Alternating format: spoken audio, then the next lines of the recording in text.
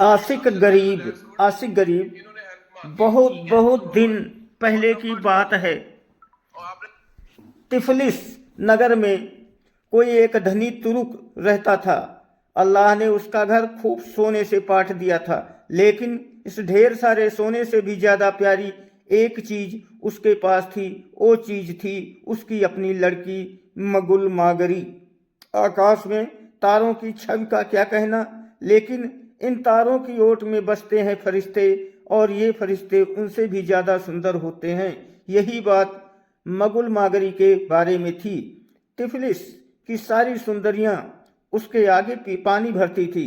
Tiflis नगर में ही एक लड़का भी रहता था, उसका नाम था आशिक गरीब। नंगा बूचा ही अल्लाह ने उसे इस दुनिया में भेजा था, और नंगा बूचा ही उसे रखा। उदात्त हृदय की प्रतिभा, इनके सिवा अल्लाह ने उसे और भी बहुत कुछ दिया था। वो अपना साज, अपना रबाब उठाता, उसकी झंकार पर तुर्किस्तान के प्राचीन वीरों के तराने गाता, ब्याह शादियों में जाकर धनी लोगों की खुशी के मौकों पर उनका भी जी बहलाता। ब्याह शादी के ऐसे ही एक मौके पर मगुल मागरी को पहली बार उसने देखा था, तभी से उसे चाहने लगा। लेकिन मगुल मागरी आशिक हृदय सपना थी, और उसका हृदय उतना ही उदास हो गया जितनी की जाड़ों की रात होती है। सो एक दिन बाग में अंगूर की बेल तले घास पर पड़े पड़े उसकी आंखें झपक गई। संयोग की बात कि उसी समय अपनी सखी सहेलियों के साथ मगल मागरी उधर से गुजरी। सखी सहेलियों में एक ने कहा, वो आशिक गरीब अथवा रबाब वादक सो रहा है। वो ठिठक कर पीछे रह गई और उसके पास पहुंची। वो गुनगुना उठी, वो चेता नन्ही चिड़िया की भांति लड़की फुर से भाग गई। मगल मागरी ने उसे गुनगुनाते हुए सुन लिया था। वो उसे झिड़कने लगी। लड़की ने जवाब दिया, ए काश कि मुझे तुझे पता होता किसको वो गीत सुना आई, तो मुझे झिड़कने के बजाय तू लाख शुक्रिया ही देती। वो और कोई ना था सजनी, वो था तेरा आशिक गरीब। मुझे ले चल उसके पास, मगल मागरी ने कहा, और वे चल दी। आशिक गरीब का चेहरा उदासी में डूबा था। ये देखकर मगल मागरी उसका हाल चाल पूछने और उसे ढाढ़स बंधाने लगी। दुख का घूंट पीने के सिवा मैं और कर भी क्या सकता हूँ। आशिक गरीब ने उससे कहा, मैं तुझसे प्यार करता हूँ, फिर भी तू कभी मेरी नहीं हो सकती। विवाह के लिए मेरे पिता से बात करो ना। मगल मागरी ने कहा, अपने ही खर्च से वो शादी कर देंगे और मुझे इतना धन देंगे जो हम दोनों की गुजर बसर के लिए काफ़ी होगा। कहती तो तुम ठीक हो। उसने जवाब दिया, अपनी लड़की की खुशहाली के लिए अयाक आगा कोई कोताही नहीं करेंगे, लेकिन कौन जाने आगे चलकर कहीं तेरे मन में ये गुमान पैदा न हो जाए कि मेरे पास निज का कुछ नहीं था और जो कुछ भी है वो सब तेरी बदौलत है। नहीं मेरी प्यारी मगुल मागरी, मैंने तो अपनी रूह को एक फर्ज सौंप दिया है। मैं प्रतिज्ञा करता हूँ कि 7 साल खाक छानूंगा या तो धन दौलत जमा करूंगा अगर मैं खत्म हो जाऊंगा। अगर तुझे ये मंजूर हो तो इस अवधि के बीत जाने पर तू मेरी हो जाएगी। वो राजी हो गई, लेकिन उसने ये जरूर कहा कि अगर वो नियत तिथि को नहीं लौटा तो वो कुर्दूस की बेकी बीबी हो जाएगी, जो कि एक मुद्दत से उसकी मोहब्बत तलब कर रहा है। आशिक गरीब अपनी माँ के पास पहुंचा। माँ से उसने आशीर्वाद लिया। अपनी छोटी बहन का उसने मुँह चूमा, कंधे पर एक थैला डाला, हाथ में दरवेशों वाली लाठी संभाली और तिफलिस नगर से चल पड़ा। और तभी एक घुड़सवार लपकता हुआ आया। आशिक गरीब को बुलाया, डाली झोली, देखा ये तो कुर्दुस है, बे है, दुआ है कि मजे से बीते बे ने नूर से ही चिल्ला कर कहा, चाहे जो भी हो तेरी मंजिल हो मुसाफिर, मैं तुम्हारा साथ दूंगा। आशिक मिजाज ऐसा ज़्यादा खुश नहीं हुआ, लेकिन वो कहता भी बहुत समय तक दोनों साथ साथ चलते रहे। अंत में ऐसी जगह पहुँचे जहाँ एक नदी उनका रास्ता काटती थी। नदी के उस पार जाने के लिए न तो वहाँ कोई पुल था और न नदी की धार ही कहीं इतनी छिछली थी जहाँ उसे पैदल पार किया जा सके। तैर कर पहले तुम इसे पार करो, कुर्दुस ने कहा। और पीछे पीछे मैं भी आता हूँ। आशिक गरीब ने अपने कपड़े उतारकर अलग फेंक दिए और तैर चला। पार पहुंचने पर उसने मुड़कर जो देखा वो चिल्ला उठा, ए अल्लाह, ये कैसी मुसीबत है। उसने देखा कुर्दुस बे उसके कपड़ों को समेटकर तिफलिस की ओर लपका जा रहा था। उड़ती धूल की एक हवाई लीक के सिवा उसके पीछे और कुछ नजर न आता था। ऐसा मालूम होता था मानो कोई सांप समतल भूमि पर सरसराता हुआ भागा जा रहा हो। कुर्दुस बे ने तिफलिस पहुंचकर ही अपना घोड़ा रोका और आशिक गरीब के कपड़े लिए उसकी माँ के पास पहुंचा। बोला, तेरा बेटा एक गहरी नदी में डूबकर मर गया है। ये रहे उसके कपड़े। माँ पर दुख का ऐसा पहाड़ टूटा कि कहा नहीं जाता। वो अपने बेटे के कपड़ों पर गिर पड़ी और फफोले डालने वाले गरम गरम आंसू बहाने लगी। इसके बाद आशिक के कपड़ों को लेकर वो अपनी भावी पुत्र वधू के पास पहुंची।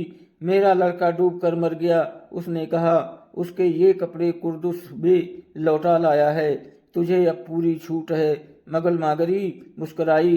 तुम भी कैसी बात पर यकीन करती हो? उसने जवाब दिया, ये सब कुर्दुस बे की मनगढ़ंत है। जब तक 7 साल पूरे नहीं हो जाते मैं किसी को भी अपना पति नहीं बना सकती। ये कहकर दीवार पर लटकी बांसुरी उतार कोमल स्वरों में आशिक गरीब के प्रिय गीत की धुन बजाने लगी। इधर हमारा मुसाफिर नंगे पांव और नंगे बदन एक गांव में पहुंचा। गांव के भले लोगों ने उसे कपड़े दिए, खाना दिया।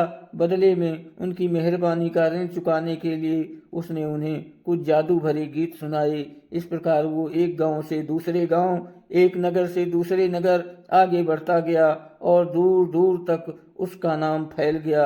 अंत में घूमते घूमते वो खलाफ नगर में पहुंचा। सदा की भांति एक कहवा खाने में उसने पैर रखा और साज मांगकर गाना शुरू कर दिया। संयोग की बात, खलाफ नगर में उन दिनों कोई पासा राज करता था। वो गायकों का बहुत शौकीन था। उसके पहले कितने ही गायक उसके सामने आए, लेकिन उसके मन कोई न चढ़ा। उसके नौकर गायकों की खोज में सारे नगर में छानते फिरते थक चुके थे। तभी अचानक कहवा खाने के समय उनके कानों में एक जादू भरी आवाज सुनाई दी। लपक कर वे भीतर पहुंचे।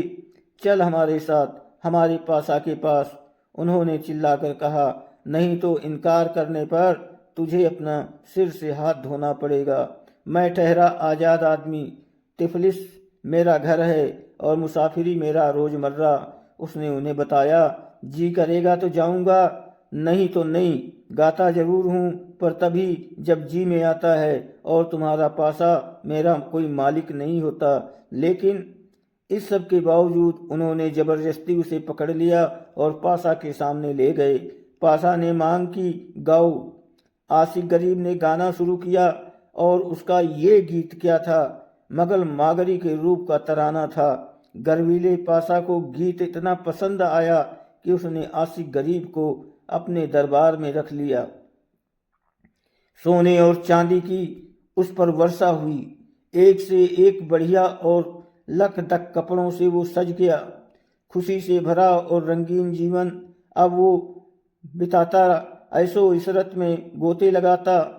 मगल मागरी को वो भूल गया था या नहीं, ये तो बंदे को नहीं मालूम, लेकिन इंतजार की नियत अवधि खिसकी जा रही थी। 7 में से आखिरी साल जल्द ही खत्म होने वाला था, लेकिन यहाँ से विदा होने की अभी तक कोई उसे सुध ही नहीं थी। इसी समय 40 ऊँटों और 80 गुलामों का कारवां लेकर कोई सौदागर तिफलिस से रवाना होने वाला था। सो मगुल मागरी ने उसे अपने पास बुलाया, उसे सोने का तख्त दिया और कहा, इस तख्त को अपने साथ लेते जाओ। जिस नगर में भी पहुंचो अपने सामान के साथ इसे अच्छी तरह सजा कर रखना और ये बात अच्छी तरह फैला देना कि जो कोई अपने आप को इस तख्त का मालिक साबित करेगा उसे ये तख्त ही नहीं बल्कि साथ में उसके वजन के बराबर सोना और दिया जाएगा। सौदागर चल दिया। जिस जगह भी पड़ाव डालता मगुल मागरी ने जो काम सौंपा था उसे करता, लेकिन ऐसा कोई ना मिला जो सोने के तख्त का मालिक हो। ना मंजूर करता और अपने इस दावे को साबित करता। सो न तो किसी ने वो तख्त हासिल किया, न ही उसके वजन के सौदागर का सामान करीब करीब बिक चुका था। सामान के साथ वो खलाफ नगर में पहुंचता है और मगल मागरी की शर्तों को समूचे नगर में फैला दिया। आशिक गरीब ने भी इस बारे में सुना, भागकर उस कारवां सराय में पहुंचा जहां तिफलिस का सौदागर टिका था और सौदागर की दुकान पर सजे सोने के तख्त को देखा। ये मेरा है, उसने कहा और तख्त को अपने हाथों में दबोच लिया। बेशक तेरा ही है, सौदागर ने कहा, कारण कि मैंने तुझे पहचान लिया है। आशिक गरीब, जल्दी से जल्दी तिफलिस पहुंचो। मगल मागरी ने तुझे ये कहा था कि नियत अवधि खत्म हो रही है और अगर तुम ठीक समय पर वहां मौजूद न हुए तो वो दूसरे से शादी कर लेगी।